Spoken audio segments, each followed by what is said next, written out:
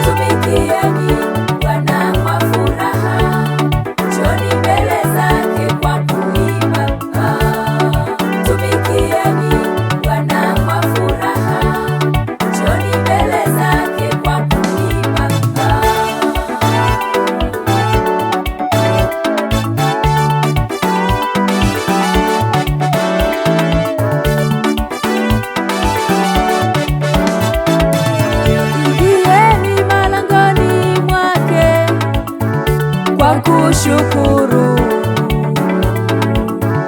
nyuani mwake, kwa kusifu mshukuruni, imidi jina lake.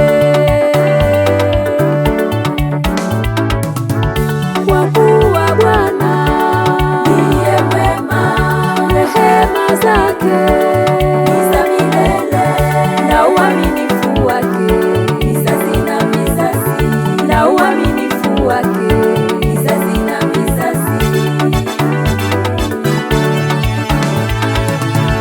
Kwa kuwa Bwana ndiye mwema, rehema zake